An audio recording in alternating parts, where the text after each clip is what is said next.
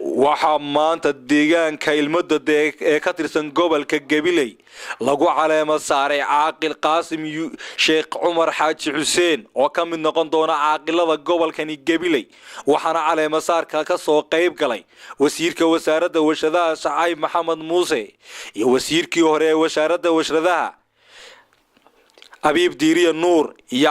caaqilada gobolkani Gabiley salaadiinta ugu horeynba waxa halkaasi hadallo kooban ka jeediyay caaqilada iyo salaadiinta gobolka Gabiley waxaana hadalladoodii kamid ah baa lala dardaarmayaa maanta horta mid weeyaan kullay caaqilka waynu u ducaynaynaa ilaahay arinta ballaaran ee xilka culus maaha beesha oo kaliya ta xilkan caaqilnimo uma hayo waa Soomaaliland oo dhan ayuu caaqil u yahay marka waxa aan leenahay xil guddoon jilicsan iyo gar ee xasadxaasi waxay dishaa qofka boortinimadiisa saddexna waa lagu kufaamaa la yiri ku taasokeeye ku tumasho xigto iyo ka tigis cibaado saddexda uu iska ilaalinaya waa saddexda lagu kufo labana waa shaqadiisa caaqilka laba u shaqa saddexaad male labadaasi waxa weeyaan nin goolmoon garashadii iyo nin qaldan qabashadii labadaas ka shaqeynaya qofka maanta aynu madashiina joogno caaqil Qaasim Cumar Xaaji waxa uu ahaa runtii nin aanu isku soo gaadhnay heerkii waxbarasho waxaanu wax ka wada dhiganay iskuulka Ilmadado isagoo ka mid ahaa markaa dadkii wax yar hayo madax dhaqameed la caleema saarayo waxa iigu horeeyay suldaankii lagu caleema saaray kilikan Soomaalida ama dowladda Soomaaliya Itoobiya waxaana iigu xigay caaqilkaan maanta intii cadawri intii shakhsiyadeed aad ugu furtahay hadana waxaan leeyahay caaqil horta waxaad garataa jacayl iyo sharaf iyo suurto maanta ugu dambaysa waxa ku dambeeya waxa weeyaan isku xagata in wax ka sheegta inta waxa lagu caleemasaa caleemasaa qofku waxa loo sameeyaa inuu caado u qaato inuu xagashada u qaato laakiin qaladka inta qaldan ama ku qaadan oo qaadan waxa uu qofka qaldan qaban waayo waxa lagu caayaan uu qaban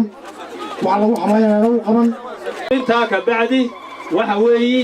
caaqilkana waxaan leeyahay horta maanta waxa weeyaan hadal badan ma jiro waxa weeyi xil baa la saaray waa loo ducaynayaa un bay ka dhigan tahay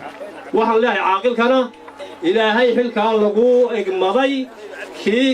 ilaahay ku guuleeyo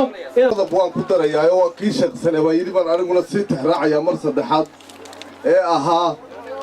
dadkii iswada fahmi waayay ee isku qoyska saddexda qof ahaa sidaasoo kale inaan la noqonin ee la ismaqlo meeshii la joogaba qodobkaas waa kuwaan soo qaadanayo aad iyo aadna waa lagu hadalka iyo dardaaranka qiimaha badan lee sheekhu inoo sheegan waa lagu mahadnaqayaa anigu haddaan ka hadlo mas-uuliyiintii gobolka ama degmada anigaa ka jooga keligay maanta way naga maqayin barasaabkii iyo maayarkii Gabiley iyo kii Arabsiyo kii Allay badayba anigoo ku hadlaya magaca mas-uuliyiinta gobolka Gabiley waxaan halka kula dardaarmayaa caaqilka inuu dadkiisa daayaha ay leedahay iyo nooc ay tahay nin ragiinaba ogay nacasna loo sheegi maayo inkastoo aanay maalintii nacaskaba ahayn maanta xafladan waa xaflad ballaaran waa xaflad weyn waa xaflad qiimo iyo qaaya kule qarankan iyo maalinkan maanta deegaankan iyo gobolkan xafladan waxaa lagu caleema saarayaa caaqil cusub oo la yidhaahdo Qaasim Sheekh Cumar waxaan ilaahay uga baryaynaa inuu noqdo kii lagu reeyay horta marka ugu horeysa haddaan yar kaftabo